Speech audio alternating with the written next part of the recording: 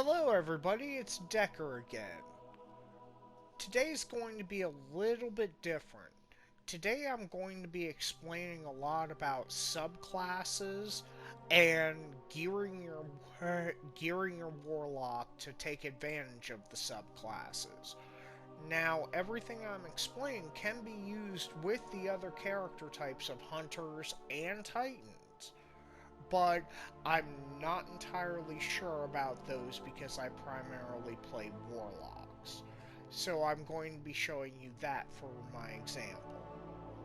So, let's start with subclasses.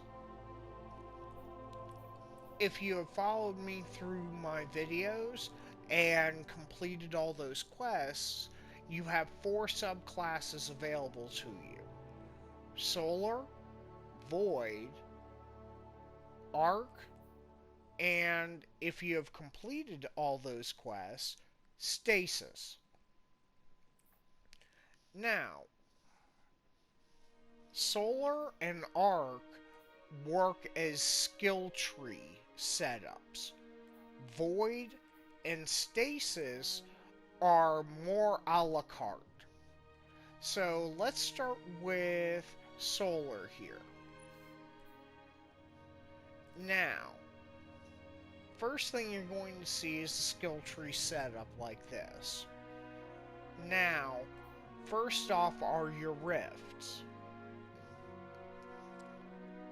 You have a healing and empowering rift. Up here are the different grenade options you have. Here are the different jumping options that you have. And then we get into specializing the subclass to your playstyle. You'll hear me say that a lot today about your playstyle. Play with all the different abilities and find what you think works best for you and your playstyle. But, as you can see, each of these branches off the tree give you, it changes how your abilities work and gives you bonuses depending on what abilities that you use most often.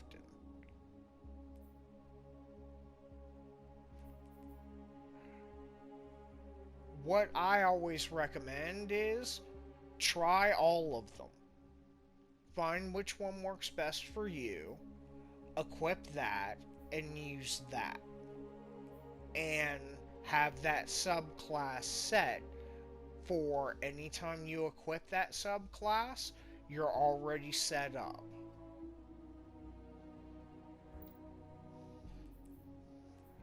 The Arc subclass works the same way. It's another skill tree setup. And it applies the same way as the Solar does. As I have said, play with all the abilities and find what works best for you. Now, Void and Stasis are a bit different.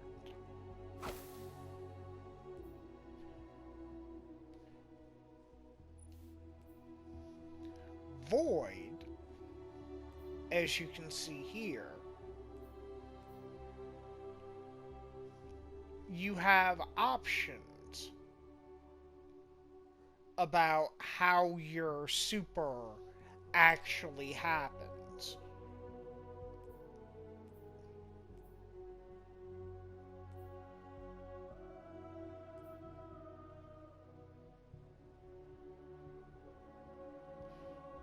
You have 3 different options that you can choose from. It does give you the rifts. Now,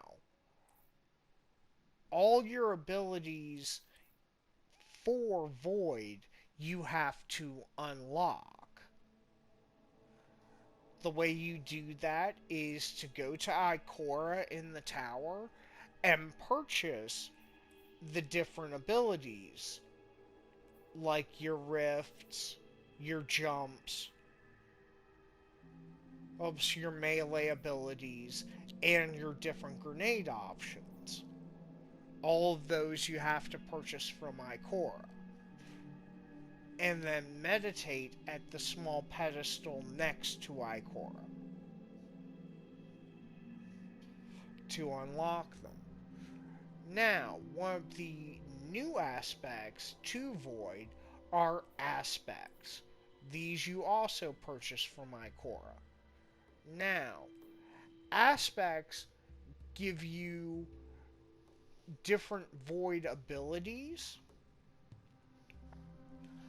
that affect your gameplay.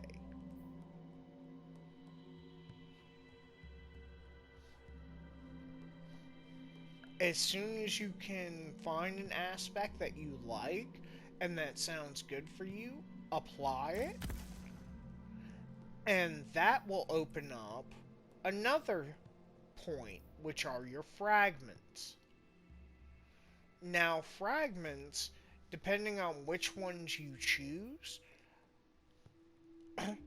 can also affect your gameplay and can also, as you can see, give you bonuses, or with some,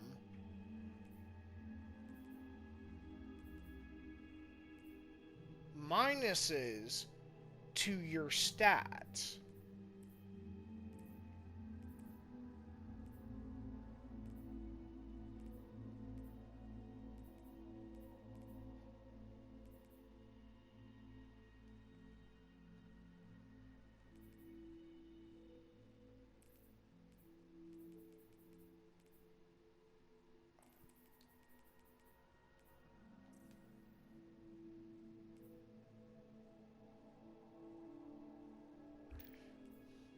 But applying aspects also enhances the void ability and can make you a more effective player with that subclass. Now, stasis. Stasis works the same way as void. You can pick and choose your different abilities as you unlock them. Now, stasis is a little bit different. To unlock the abilities, you can't just buy them. What you have to do is go to the Exo Stranger on Europa and complete bounties with her to earn memory fragments. The memory fragments you can then spend to help unlock other abilities. And she also gives you quests to unlock other abilities with stasis. So it's a bit more involved to open it up and give you all the abilities and aspects that are available.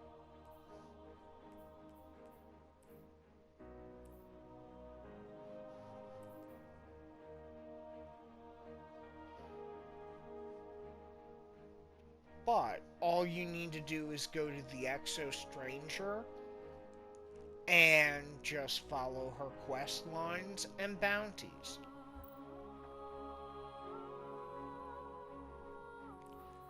Now, I myself prefer the Void subclass, which I have just set up. Now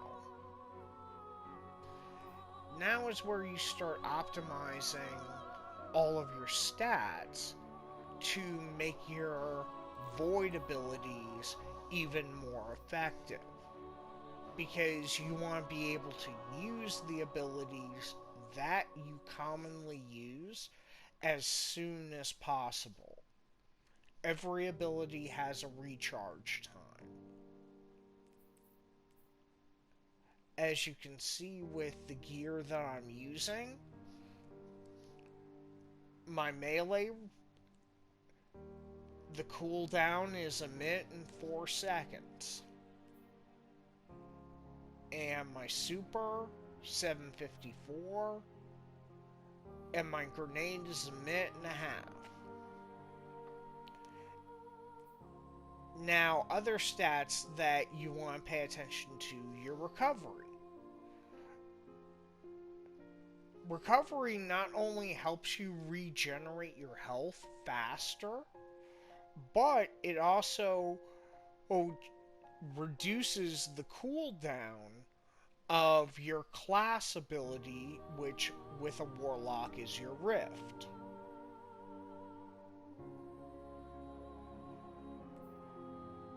Resilience, how much damage you can take before you're gonna die. And mobility helps you get around and increases your jump height.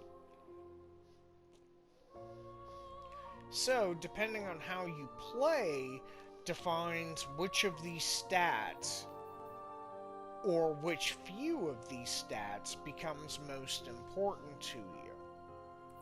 For me, I like to keep a fairly balanced character, unless I find something that is a niche item that causes a special effect or ability that I want to enhance. So, now we're going to go into the armor and modding my armor to help out all these stats and make them better. Now, I briefly went over this in one of my earlier videos about armor and stats. As you can see here, you see the armor is a 15-17 power level with a 5 energy, and you see all the stat totals below, with the total number at the bottom of 60 points. Now, what you are trying to find with armor, don't worry so much about the power level. That you can always up with upgrade modules when you find a better piece of gear. The stat total is important. You want the highest stat total that you can find.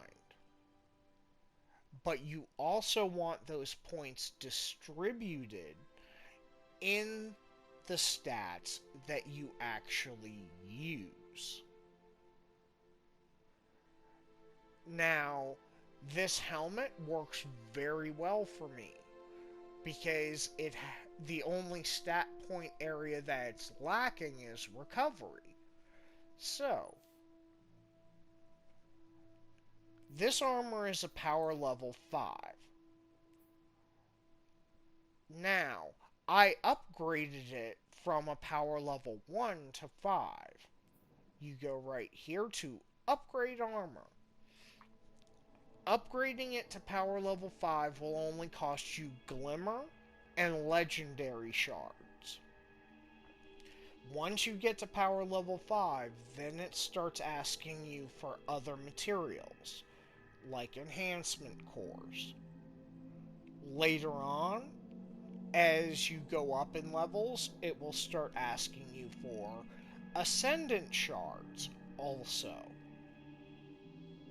And to get to level 10, it's going to ask you for an ascendant shard.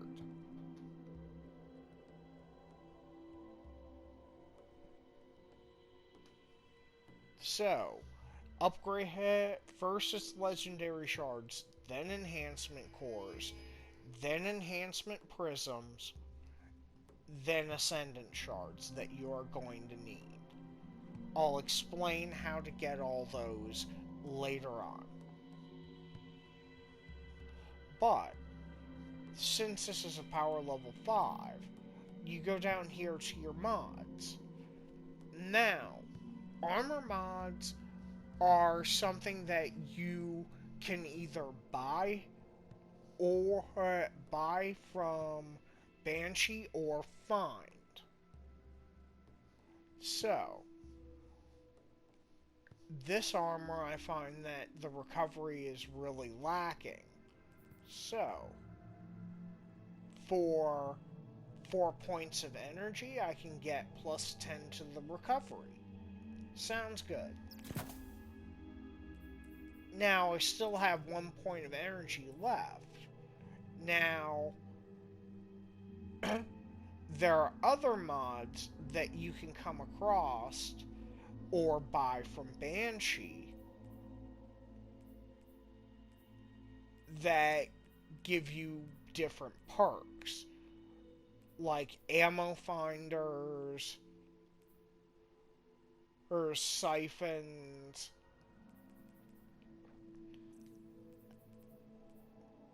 targeting mods,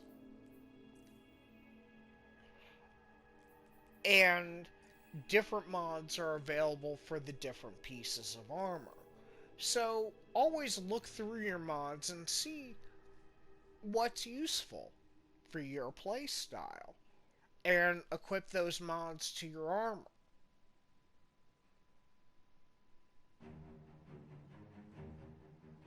Now, one of the other things is, when you upgrade the energy level of the armor, when you can get the armor to level 10, is considered masterworked.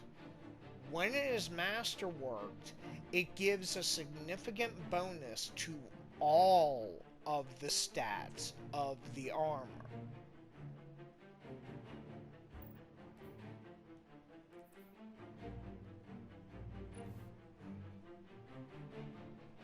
So, when you find a very good piece of armor that has very good stat totals, you might want to think about hanging on to it and masterworking it.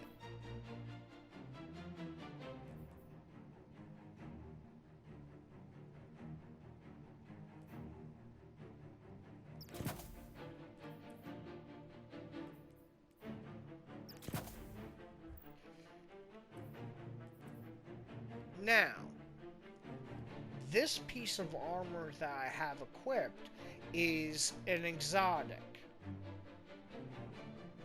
The other armors that I've been showing you were all legendary. Now, exotic items are a little bit different than your legendary items with upgrading, because they're going to require more enhancement prisms and more ascendant shards to fully upgrade. But exotic weapons and armor have armor perks, as you can see. And if the armor perk seems to be good, or the weapon perk seems to be good, use it. Take it to your advantage. Always.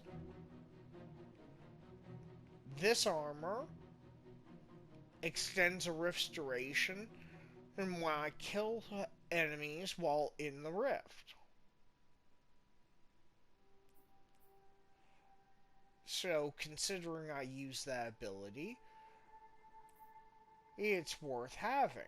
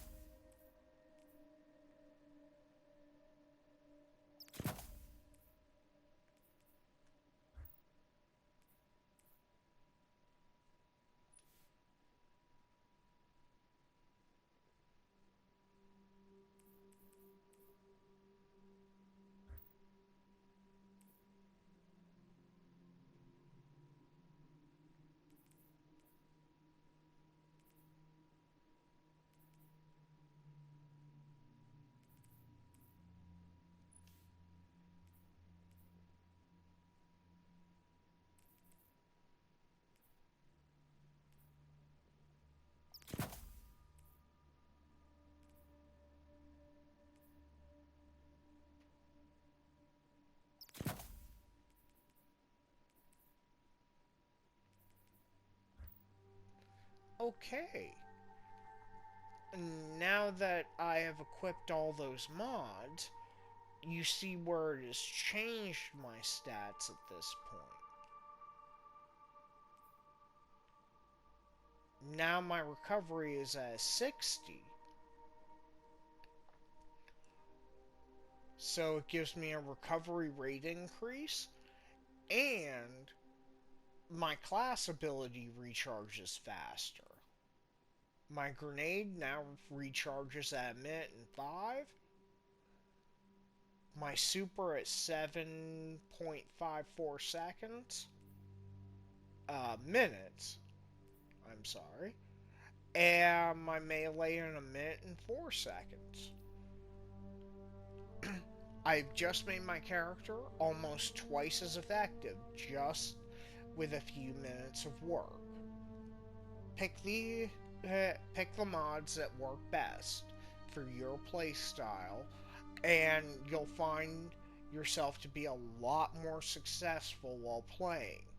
You'll die less, and you'll take more of them down quicker.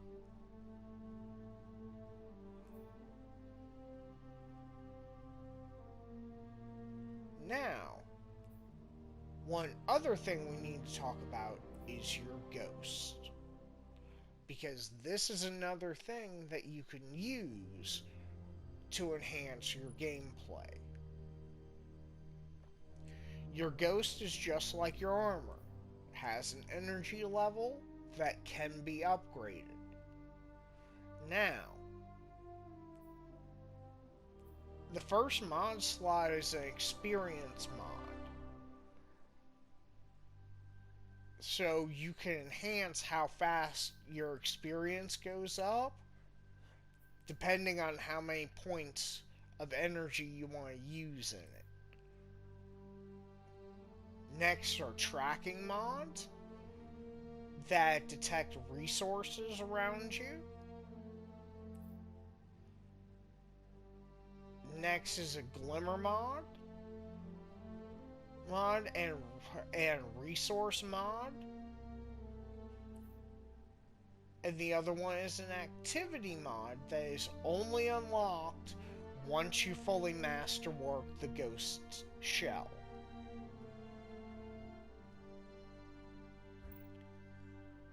But don't forget to look at equipping your ghost properly to help out with gaining experience, or maybe having a little bit of help with getting resources or glimmer.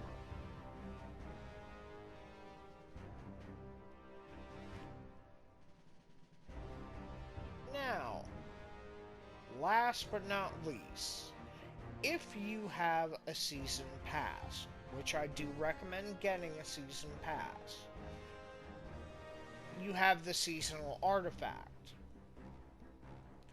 Now, the seasonal artifact, as you level it up, which takes experience, you unlock special mods for the season that you can apply to your gear.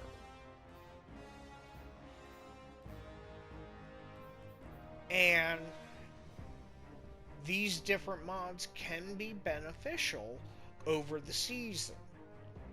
So, if you do have a season pass, go and check into it and make sure you always upgrade it when you can. And to get the mods that are going to work best with your playstyle. Well, that pretty much handles explaining a lot of that for you. Hopefully it helps you out with optimizing your characters and making your gameplay even more enjoyable. Y'all have a great day and be safe.